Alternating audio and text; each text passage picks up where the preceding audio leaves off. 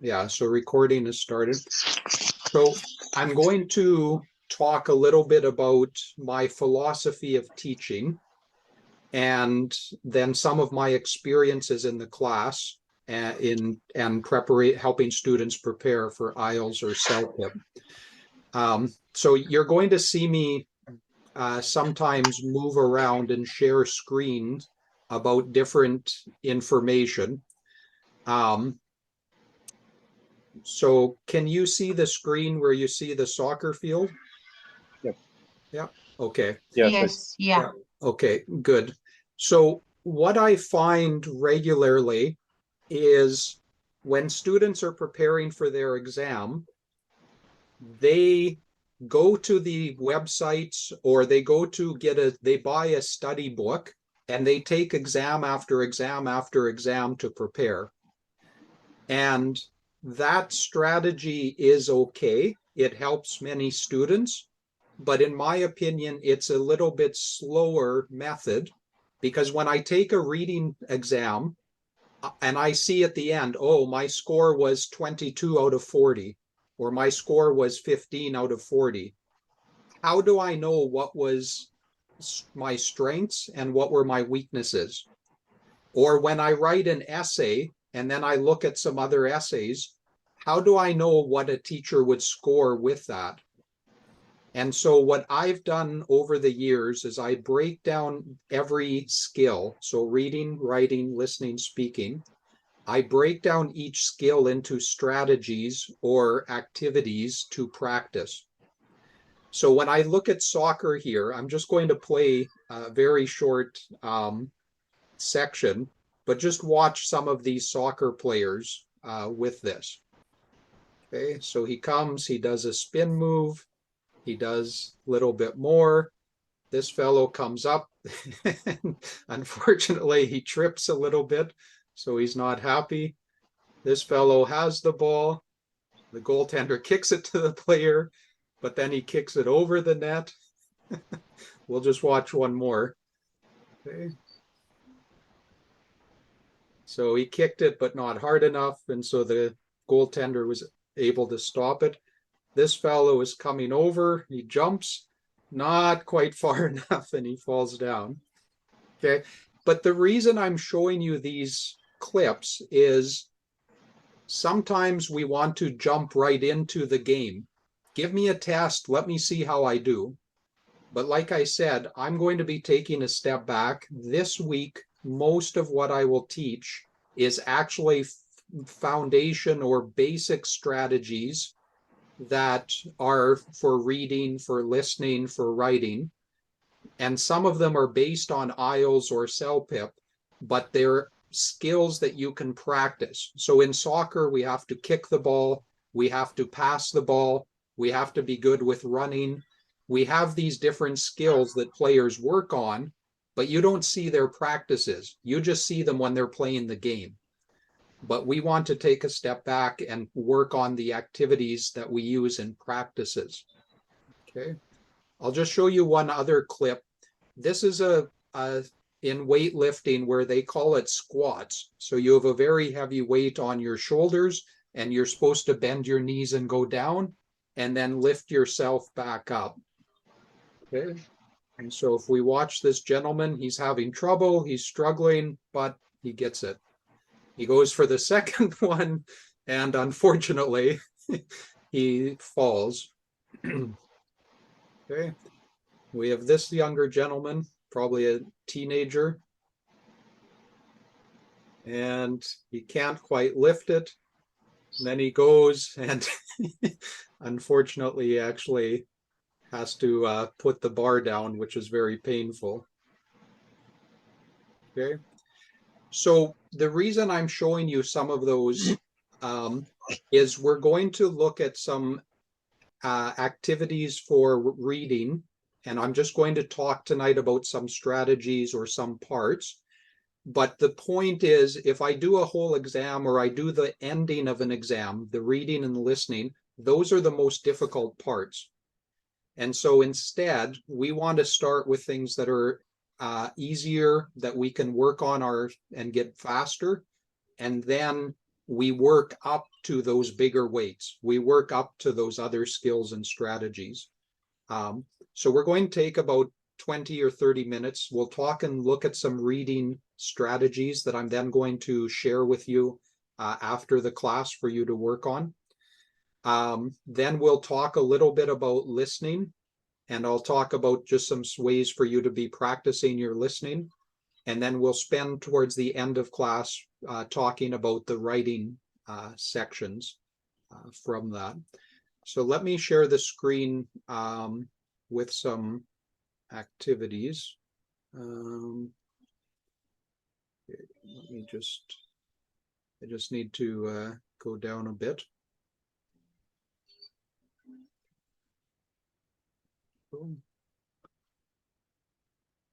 Okay, let's begin. Okay. Sorry, I'm just going to jump. I have two sections, I guess, that are open. That's not the one I want to start with.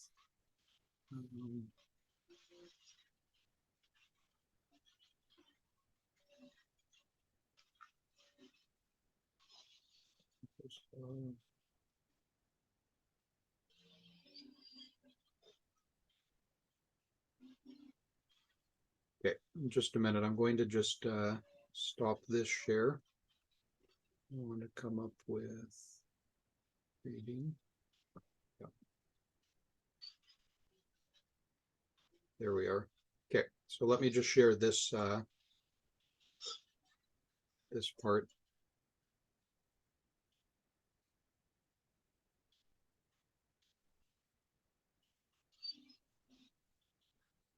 Okay. So if I have a reading practice exam, and this is one that some of you may have completed this if you did some of the pre-work that I sent. Some of you have not seen this yet, which is okay. But let me just go down here. Okay. So if I'm looking at question number 10, it's talking about swimming. And this is where if you want to respond or unmute yourself, that's fine. So when I'm looking at this question, here, I'll make it a tiny bit larger. Okay. So what are some of the key words in this question?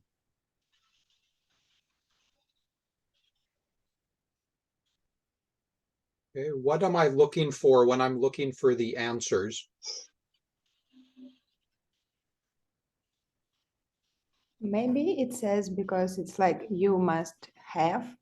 It's Okay. like connection, more understand. Okay. Yeah, good. And what is the topic? What is the main point that I'm looking for information? Swimming. About swimming, yeah. Okay. Yeah, so I have swimming, and then I have to look at what is the difference between my choices. So A, basic swimming skills. B, member of a sports center. C, watched by their parents. Or D, minimum 5 years old. So there's some numbers or some details that I need to identify. And when people are working on their reading skills, what I find a lot of students do is, let's go down to the passage. Okay. So this whole section is talking about reading, about the swimming. So what I see a lot of students do is they start reading through every sentence looking for that answer. However, you have a time limit with IELTS or CELPIP. That's a very slow method. I want to be looking at keywords. And if I'm remembering from A, B, C, D, one of the words said about age 5. But if I'm looking at the middle of the screen, is it age 5 or is it age 3? Okay. 3. Yeah, age 3. So if I go back up to this part, this question, D, be a minimum of 5 years old, I can take that answer out very quickly because when I'm looking here, usually start age 3. So let's look at a second part, okay? So we run swimming lessons, different ages. Children have to be members, okay? And what are they members of? So if I go up just slightly, this section was talking about the Brockdale Sports Center, okay? So I go back up, it says children taking swimming lessons must be members of Brockdale Sports Center. So even though I have this whole long paragraph, I don't have to read every single piece in there in order to find the answer. And so what I do to help students get better with looking for details quickly are strategies that we call skimming and scanning. Okay. Let me just move over. I have a couple of documents here, so that's where I'll jump around here a little bit. But if I'm looking here, this looks very simple, and that's where I said I'm taking you back to basics. But when I'm looking across in the first line, I have the word can, then I have car, cad, con, can, and can. So if I was to highlight or circle every time I see can, it would just be at the end of the sentence. Okay. In number 2, TWO, as I scan through the row, I only see one letter that's there. Okay. So what I'm doing is looking at and finding just one word, and I'm training my eyes in order to look at information more quickly and be able to see just some words. Now, at the start, many students say to me, Mr. Trevor, this is too easy, which is fine. But I use this exercise. I think there's only a couple of sections, but it's just to start you moving with your eyes to look and find specific words. Then the step 2 is to go to exercises like this, where you have questions and you have either a picture or you have information like a reading text. Here, I'll make this a bit bigger so that it's easier to see. Okay. And I'm doing the same thing. I'm looking at the keywords. So notebook computer, lowest price. Okay. Number 2, the price with a flat panel monitor. Okay. Name of the store. How many different courses, which computers have printers. So I'm looking at these questions, and then I'm going through and I'm trying to find those answers. So if I'm just looking at the price, we can see that the cheapest price is down here, $749. But the question said, which notebook computer? So when I'm looking here, this isn't a notebook, it's a desktop.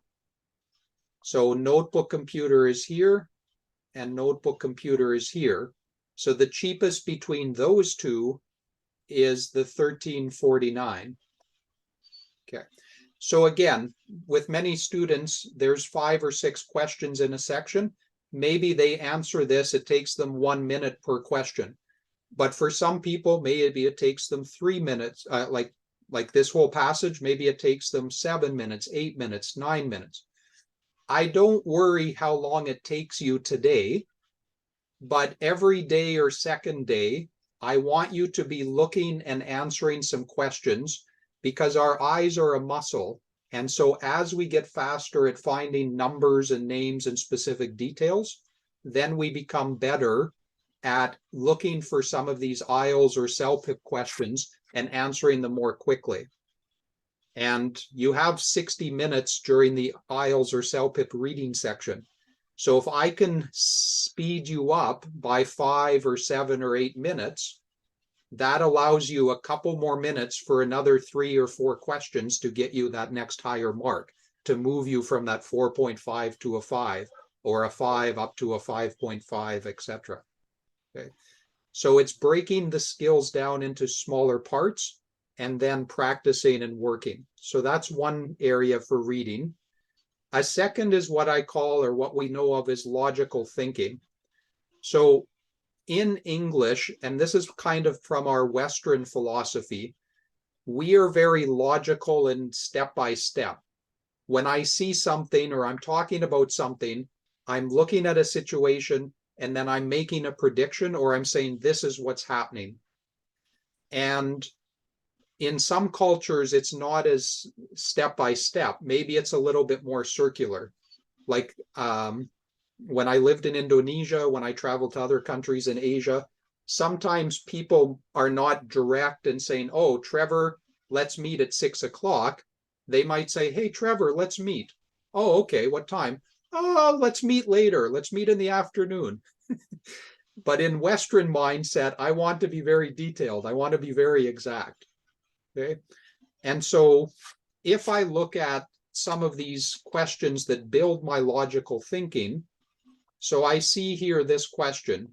Edward works in a restaurant. He's the only cook.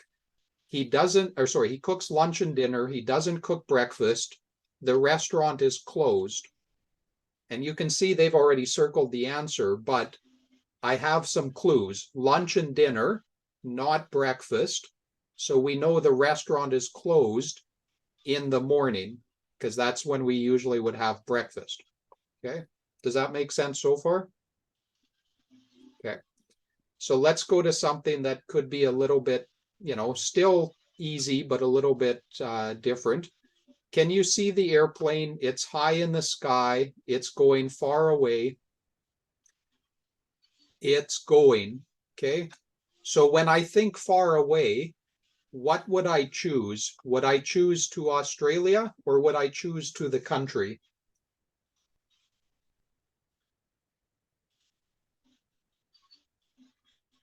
Okay. Which would make more sense? Australia. Okay, yeah. And there's two clues here. If I say to the country, I don't know which country. If I'm in Winnipeg and I say I'm going to the country, maybe it's the United States. That's not far away. So it's too general. I'm not clear. But if I say to Australia, for most people in the West, that's far away. Okay. Let's just look at a second one. There's a big airplane from Ireland. It's coming down to the airport. It's at the airport and all of the people are. Okay, so think about when you've been on a plane, when you've traveled maybe to Winnipeg or to another city. What happens once the plane is landed? Getting out. Okay, yeah. So it's possible some people might be sleeping, but not all the people. Okay.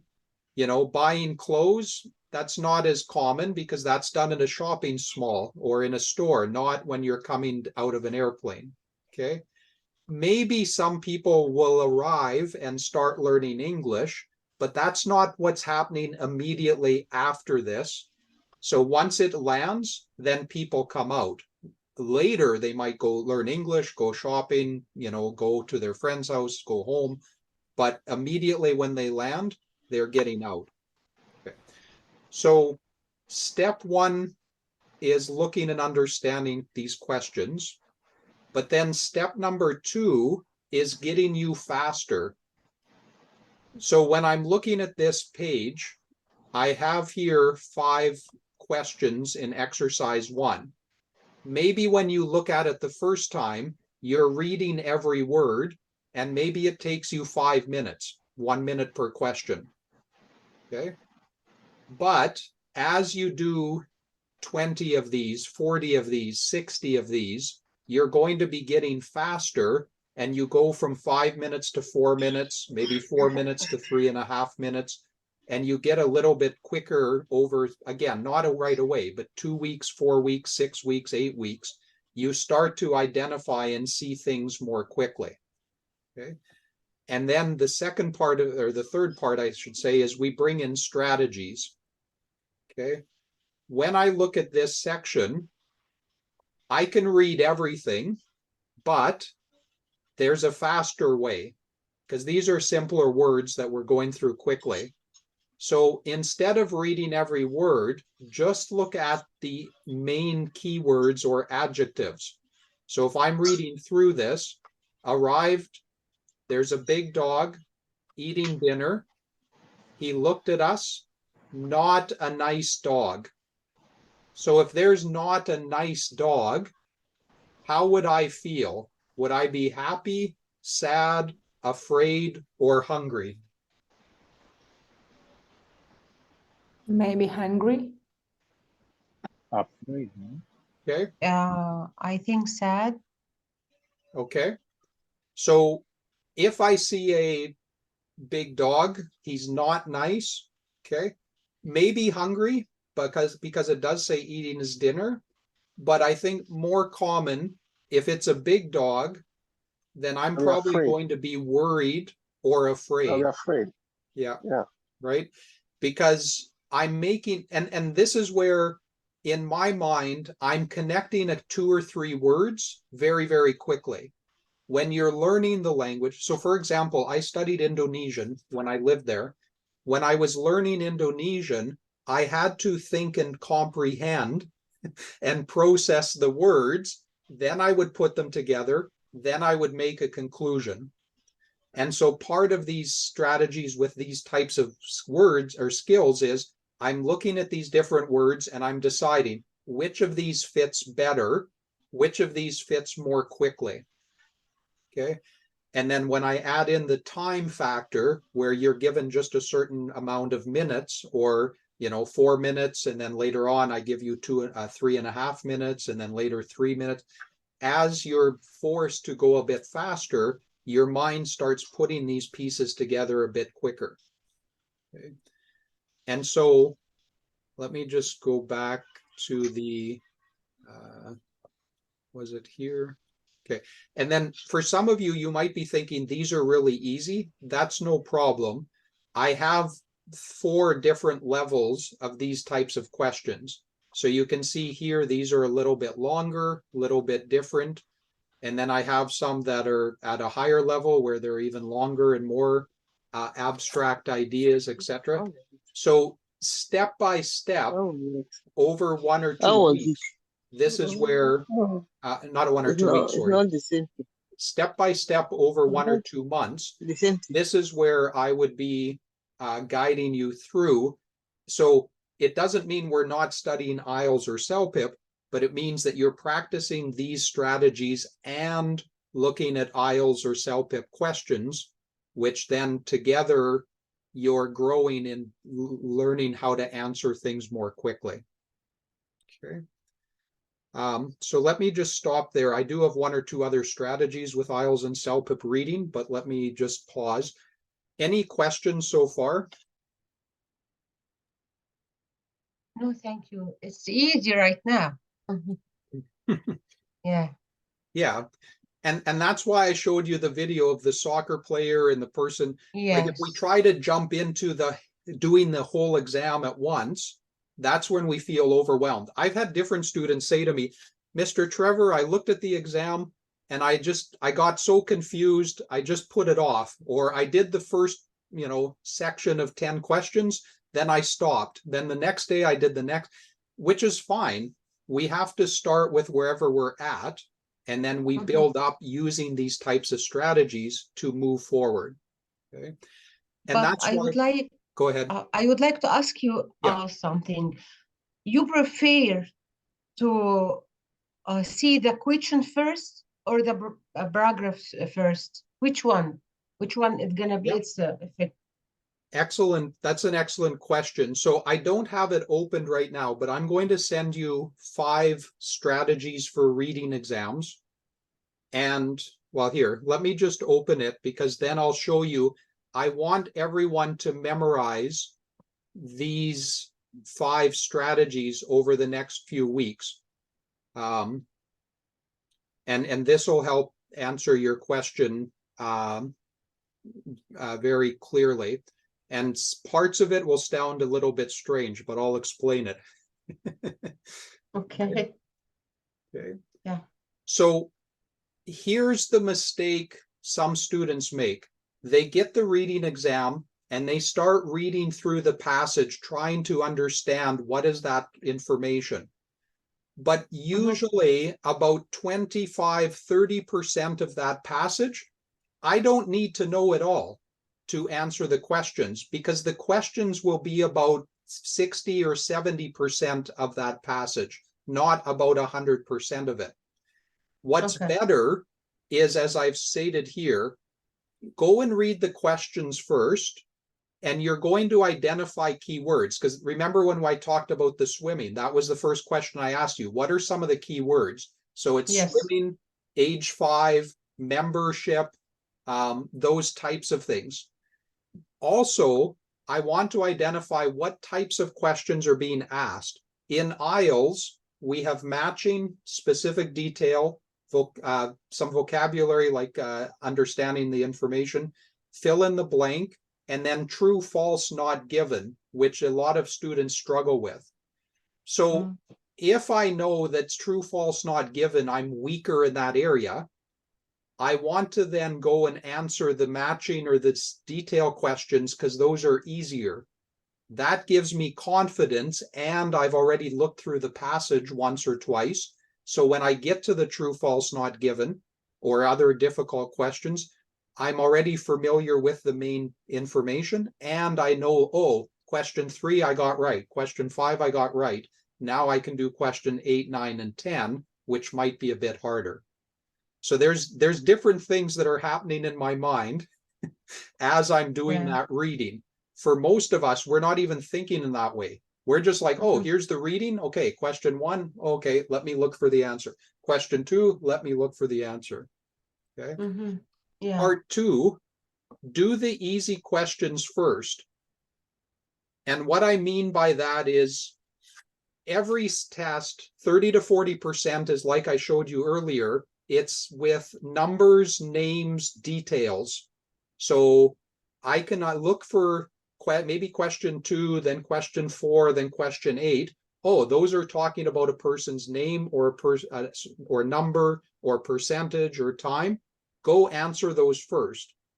Then I go back and look at question 3 and question 6 and question 7, and then I answer them. So I don't even have to answer in order. Okay. Strategy 3, you're not spending too much time on one question. And this is where what I see for lower level students, this is what's stopping you from getting a higher score. Because you come, let's say question 8 is very difficult. You spend 3 or 4 minutes on it. Well, that's taking away from question 12 or 15, which is easier, or question 38.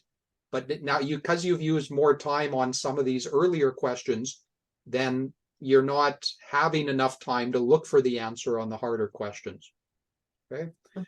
Number 4 is what I think what many students say, Mr. Trevor, I don't understand this. Because do the most right, that, like, yes, in school, I want to always get 90%. I want to get 100%. I want to do the most right. But on an exam, what happens if I just guess on a hard one and I move on to the next one, which is a bit easier? For you to get 5 on IELTS in reading, you need to answer about 20 questions correct, 18 or 20 questions. So maybe if you're getting 4.5, maybe you're getting like 14 or 16 out of 20, out of 40. You just need to get 3 or 4 more correct. You're not trying to get 30 out of 40. You're just trying to get 3 or 4 more to get to that next higher band score. And so that also changes our mindset. If I said to you today, okay, go out and get 35 correct out of 40. Oh, Mr. Trevor, that's too hard. I can't do that. But if I said to you, okay, now you're getting 13 or 14 out of 40, over the next 2 weeks, let's try to get 16 out of 40, 2 or 3 more. Oh, that's manageable. Step by step, I can move in that way. Okay. So we have to, when I teach, you'll hear I have strategies, I have question types, and then we also have our mindset of what we need to be thinking and doing in those sections. Okay. And then strategy number 5, we don't usually look at this for the first month or 2 because it is harder, but there can be a time where you see a question about a person and then also about a time or university or number, and then I go through and I can look for both answers and come back. but I don't get into that yet. We'll stick first with logical thinking and skimming and scanning. Okay, good. Any other questions that you might have about reading so far? Thank you. Okay. So as I mentioned at the start, tonight and probably parts of Thursday, I'm going to talk a lot, but I want you to be seeing and understanding. And then during the classes, we'll practice a little bit, but then I'll be giving you homework after each class for you to be reviewing and practicing these strategies and these skills from that. Okay. Let me just share one other thing with IELTS and with CELPIP reading. And so I'm just going to share and go to the website, sites that I've opened. Okay. So if I look at, let me just find the CELPIP, it's writing. Okay, I might not have that one open, but if I look at the IELTS or the CELPIP, I'm using some of these same strategies where I'm matching or finding details or putting information together in order to answer the questions. And so that's why I know in a class, sometimes I have students who are looking for CELPIP and sometimes students are looking for IELTS. But what I'm doing is the first few weeks, I'm teaching you strategies that you can use for both exams. That's why it doesn't matter to me if you're looking to do IELTS or CELPIP. They have similar strategies. Then towards the end of the course, like in week 3, week 4, then I can take the parts that are different and I can have a session that's just focused on CELPIP, and we can look at the strategies for those of you studying CELPIP. And then we can look at IELTS and just focus on some of the parts in IELTS that are specific to IELTS, like true, false, not given questions. But the main foundational strategies for all of these, it won't matter. TOEFL, IELTS, CELPIP, CAN test, TOEIC, any of these different exams that people use, these strategies you can use for all of those types of tests. Okay. So let me jump into and talk a little bit about listening. And what I'm going to do here is just show you a bit with similar and differences with the CELPIP and the IELTS listening. Okay. So with CELPIP listening, there's 6 sections, and you usually have 5 to 8 questions in each section for a total usually of about 40 questions. And the listening will take about 45, 50, 55 minutes. It's a little bit different than IELTS with the time, because in IELTS, the listening takes you 30 minutes, and then you have a few minutes after to double check your answers. But with CELPIP in listening, I'm listening to some problem somebody has.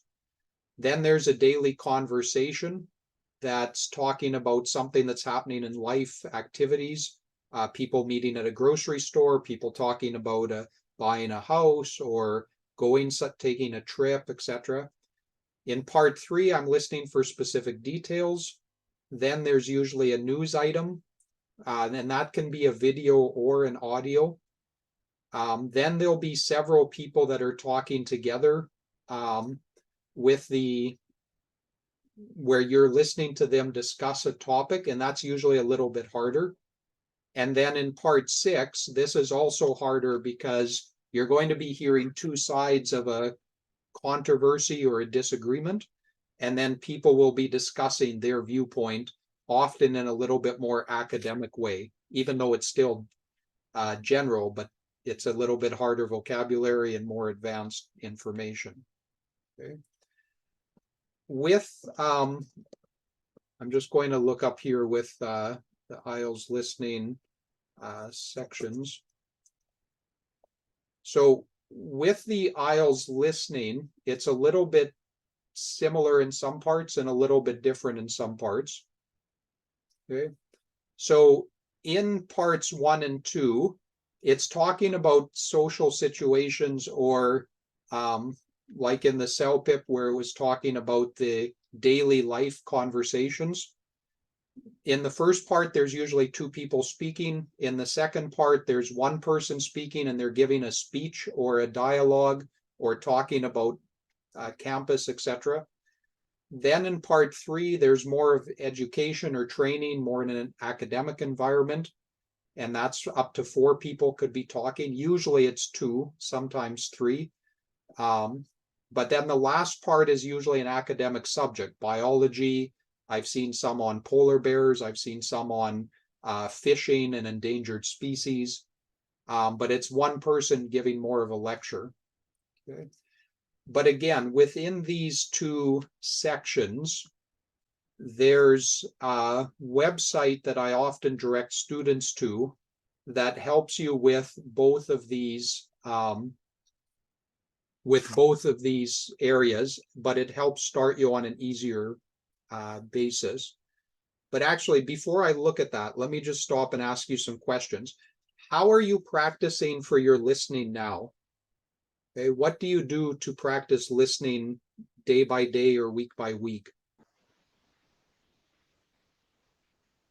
Actually, about me, I am listening. It's like 1 or 2 tests daily. Okay, good. Day by day. Okay, day by day information. Okay, Yeah. okay, good. Anything else? What else are some of you doing to help with your listening?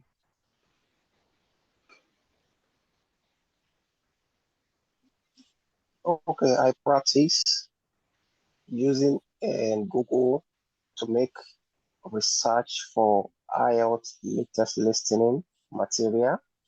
And Yeah, I play the listening. And I follow it. The question will be there while I'll be seeing the question. Then mhm, I'll be following the recorded voice. From there, I got the answers written down. When I'm done, I'll go and check what I've done, if I'm right or wrong. yeah, okay, good. Okay. Yeah, I think all of those are things that can be helpful and are good. I have some students that say to me, and this is for any class or anywhere that I've been teaching, not just for test preparation, but they say, well, I watch movies, I listen to podcasts, I'm watching YouTube. Those areas are okay, but again, it's a slower method because when I'm listening to a podcast or watching the news or TV or a movie, there's different levels of English difficulty within that TV show or in that YouTube video. And it's passive. I listen, even if I watch a movie 3 or 4 times, I'm just listening. I'm not having to answer questions. I'm not having to have a conversation about it. I'm just getting information coming in. So what I always recommend is to go to some of the websites where you have listening at different levels with questions so that it becomes active. Now I'm listening and I'm looking at questions and I'm listening for specific words. I'm listening for specific details or a general main idea. But it's something that's more active. Or as some of you said, you're listening to a test, listening daily. What I recommend, for example, it's good to listen to a test, but again, what are the specific question types that you're strong or weak on? And then what are the different parts of the test that are easier or harder for you? So my suggestion, first of all, and that's where I pulled up the website, my suggestion, first of all, is to go to this website that I'll share with everyone, ESLlab.com. The reason I like it is because it has many different levels of difficulty. So as you can see here, there's easy, intermediate, and difficult. And then They also have English interviews. So there you're hearing several people speak, just like in CELPIP parts 5 and 6, or in IELTS part 4. And then they also, okay, it's not interesting. Maybe I have to go, because they also have a section. Okay, I'll go up and find it this way. They also have a section for just academic listening. And here, it's similar. They have intermediate, difficult, and very difficult. So there's 6 or 7 different levels. And what I encourage students to do is go to the first level, just go to the easy, even if you know your listening is higher, and take 4 or 5 of these topics and listen to them listen to them one after another, see what your scores are, because usually there's 5 questions. If you're getting 4 or 5 questions correct for every one of them, then go up to the next higher level. So then maybe I go up to the intermediate and I listen. But maybe as I go through some of these topics, number 1, I get 80%. Number 2, I get 60%. Number 3, I get 50%. Number 4, I get 80% again. Then I would stay at this level for 1 or 2 weeks, and every day take 10, 15, 20 minutes and be listening and practicing where you have here. I'll just click to show you the format. But here you have the information with what it is. So about credit cards, there's a man and a woman. It's 2 minutes. Then you have the conversation that you would play. And then there's questions that you're answering. And you can click on it and they will tell you the right answer, whether you got it correct or not. Okay. Another option, because if you're taking IELTS where there's British accents and other accents, there's the BBC has a very good they have a very good website that again divides English into different levels. So if you're familiar with A1, A2, B1, B2, C1, and C2, and you can go into these sections and choose the level that you want to listen to. And then, okay, sorry, this is the YouTube part of it, but I want the listening. Okay, but you can go in and I'll send you the link for this as well, but you can go in and then be listening to just the listening at an intermediate level, or just the listening at a beginner level or an advanced level. And again, there's often questions. Yeah, so here they have the A1, A2, B1, D2. But there's often questions then that you're listening actively and that you're answering within that information. Okay. And so this is where I would still keep listening to some CELPIP or IELTS maybe once a week, but the other days of the week, I would be building up my listening skills first, and I would be answering and working through some of these questions from that. Okay.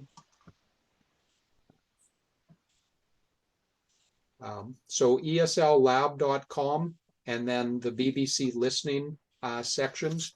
Those is what I would recommend to build your listening skills as you also work on the CELPIP or on the IELTS sections.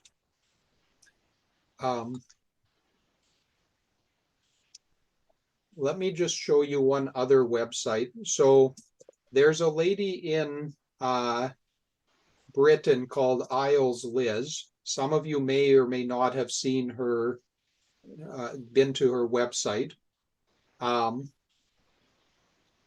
Let me just find her listening. Okay. What I like about her website is for the listening, she breaks down, she gives some strategies similar to what I talk about and some tips, but then she breaks the questions into specific question types. So multiple choice, listening for names, listening for time, confusing numbers, listening for plurals, and then multiple choice, fill in the blank or gap, etc. So for me, this helps you more than just doing an exam practice with all of the parts, because now you're focusing, maybe 1 week you just focus on multiple choice questions. Then another week you just focus on filling in the blank type questions, so that you're getting better in those areas as you're working and improving your listening overall.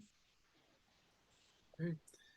So for listening, that's all that I'll talk about now, but I will give you some guided homework with specific sections from those pages that I want you to start listening and build your listening skills as you also listen to the IELTS or CELPIP. Any questions about that part? Really, really, thank you. Thank you. Okay, you're welcome. I think part of the challenge for any exam is there's so much, even with CELPIP now, there's so much material out there. And it's kind of like, okay, what do I study and how do I do it step by step? And so when I teach, whether it's for 1 month or for 4 months, or I'm with students for 8 or 10 months, I want them to do the strategies that get them, they see improvement fast, so they start to gain more confidence, but also then to be practicing individual strategies as in each area, so that it's not just, oh, okay, I'll sit down, I'll take and I'll just read through all of this, or I'll listen to all of this. It's really thinking, okay, what's in this section? How do I analyze it? What are the key words to give you the best chance of getting a higher score and improving your score? Okay, so let me spend about 20 or 25 minutes talking about the writing, because I know when many of you were filling in the forms, you mentioned that writing is sometimes challenging. And so I'll talk a little bit about task 1 and task 2. We'll see how much time I take with each part. But then I'm going to take the last few minutes of the class for the, because I want to talk about your time management. And I'm going to give you some advice and some strategies on what you should be doing week by week in order to maximize your time. Okay. Before I do that, maybe I'll answer a question that was asked earlier about reading. You know, if you're a slow reader, what should we do? And so this is where, if I go back, let me just go back to the reading strategies that I'm going to send to all of you. So I talked a bit about the 5 steps of understanding of what you do when you have the exam. But then I have some information and advice of how do you improve your skills overall. So you can't really see it behind me, but I have a bookcase, and also in our main living room, we have 4 different bookcases. One has books that are for my son. He's 18 now, but just at a very early age, I always wanted him and encouraged him to read. And his vocabulary, his English, his ability is quite high, not so much because I'm an English teacher, but because he started to read a lot. And so I will be sending out some websites where you can go and just be reading for fun, in a sense. And it can be about any topic. Teenage boys usually hate reading, so I get them reading about F1 Formula Racing, or about soccer, or about, you know, their favorite basketball star. Read about things that you like and enjoy, but just be doing 10, 15 minutes at a time of something that's just reading without the stress of a test. Then we've talked briefly today, and I'll keep talking about skimming and scanning. Keep training your eye muscles to find information quickly, and that will help speed up your reading, even if you're a slower reader now. Okay, the logical thinking, which I've also introduced quickly today, but keep working. So what I would do is every day or every second day, I would spend 10 or 15 minutes skimming and scanning. And I would spend maybe like, let's say Monday, Wednesday, Friday, I spend 10, 15 minutes skimming and scanning. And then Tuesday, Thursday, Saturdays, I would spend 10 or 15 minutes with logical thinking. I don't need to sit down for 1 or 2 hours every day. I can take these shorter areas if I'm focused on a specific strategy. Okay. And then I won't focus on this during this course, but there are online websites where you can practice getting quicker in your reading. But I don't focus on this yet because it's based on your logical thinking and skimming and scanning. When you're getting faster in those areas, then you're able to read faster overall because you're not reading word by word. You're reading section by section and putting ideas together, even when you don't know the vocabulary. Okay. So we'll continue to talk about this, but like I have some students in my classes, when they do a section, they have 10 questions. Maybe it takes them 12 or 13 minutes. And I have other students in the same class and it only takes them 6 minutes. But again, it doesn't matter to me how long it takes you.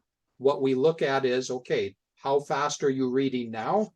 And then how do we practice skim and scan and logical thinking to speed you up so that in 2 weeks, in 4 weeks, in 6 weeks, instead of 12 or 13 minutes, you can drop down to 10 minutes. Or instead of 6 minutes, you can drop down to 5 minutes. Okay. And notice my examples. I'm not saying from 6 minutes, you're dropping down to 2 minutes. Even I can't do that. But you're going to be improving 10%, 15%. So 6 minutes down to 5.5 minutes. Then after a few more weeks, down to 5 minutes. That's an extra 15% that you're able to speed up with that. Okay, so let's talk a bit then about writing. I'm just going to take a quick look before I share the screen because I have several different sections opened up. So I want to make sure I'm opening up.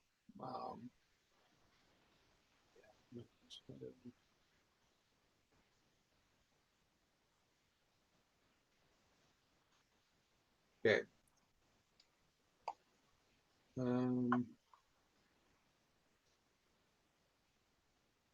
So what I'm going to do is we're going to look at so task 1 in CELPIP and in IELTS is similar.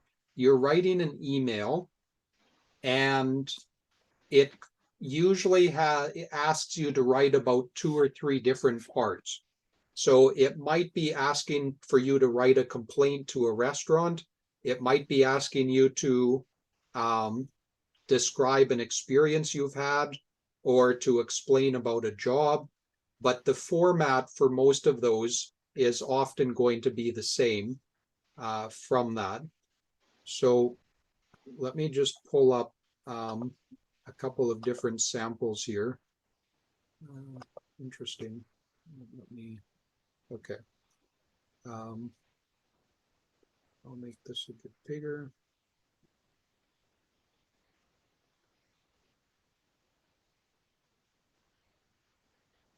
Here, I'm going to do it this way because there's a couple of different ways. So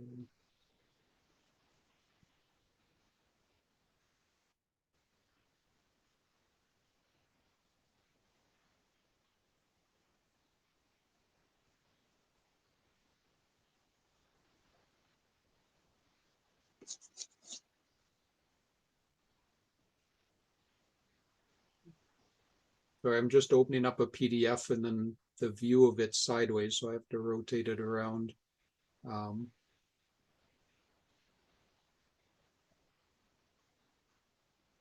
Okay. And now let's share.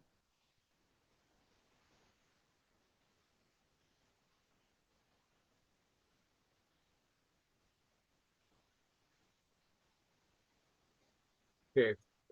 So this is an example from CELPIP, but like I said, in IELTS, it can be similar. Let me just move this over. Okay. So it says, write an email to a local company in about 150 or 200 words. So that's typically about 3 short paragraphs. And your email should include the following things.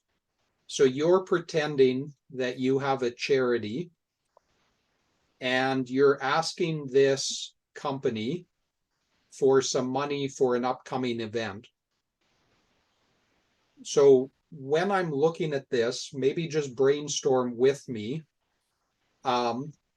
What could be a charity, or what things would a charity do that you can imagine, maybe in Canada, or maybe a charity that you know of from your own country? And then I'll put some of your ideas in the chat from that. Okay, so what are some things that charities do?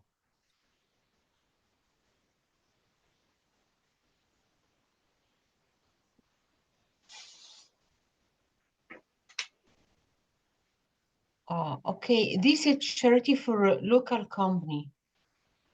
Can I make a charity for a workshop for free? Maybe for HR diploma or something like that, or no? Okay, so if I think of a charity, usually a charity is set up to help, to help people. So what you're saying is this charity would have a HR training or something for Yes. HR? Yeah, Yes. okay, Yeah. good. That's it's okay, Workers? Yeah, Okay. okay. So HR training, okay. Somebody give me another idea. What else could a charity have an event about?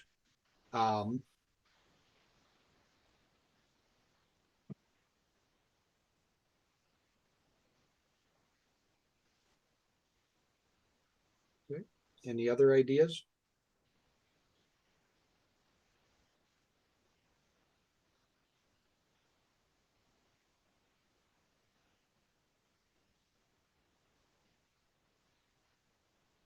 This is where our minds go blank during the test. Yeah. Uh-huh. Okay. But think about charities often are nonprofits that are helping people. What are some things that we could, like, what are ways that we help people in? Maybe that's a bit easier.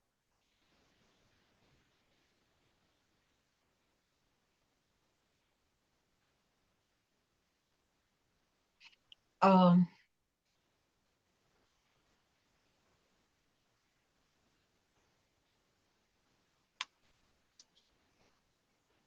So it can be like for families who has some, maybe a lot of childs. Yeah.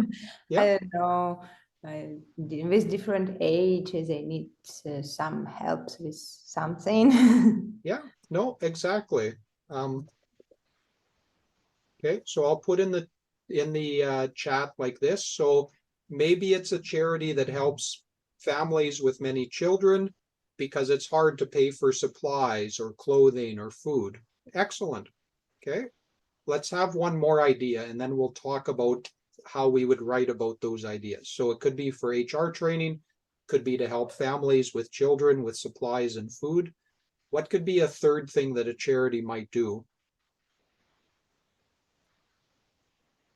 Maybe they helps maybe animals or something, Yeah. dogs and cats outside. It doesn't matter. They Yeah. have a lot of specific like this. Excellent. Okay. So it's a charity that helps with animals. Okay. So I have, and this is part of what's key when I'm thinking about writing. I want to always brainstorm, and I'll be sending you an overview of this as well, but I have 4 steps, whether you're doing task 1 or task 2. I want you to always brainstorm, try to think of 2 or 3 ideas. Because if I just think of one idea, maybe the idea is average, then that affects my writing. But if I have 2 or 3 ideas, then I can take the best idea or what's easiest for me to write about and then talk or write about that information. Okay. So HR training, help with families with children, or a charity that helps animals.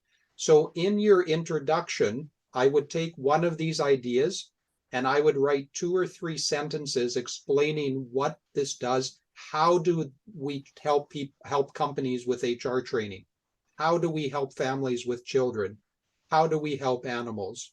Okay, so that would be in the intro. Then it says explain the activity you are planning. Okay, so if my charity helps animals, then maybe I would have a fundraiser. So maybe I would sell pet food that people have donated. I'm writing as I talk. So sell pet food that people have donated, and the profits go to the charity. Okay. Or for families with children, maybe I have so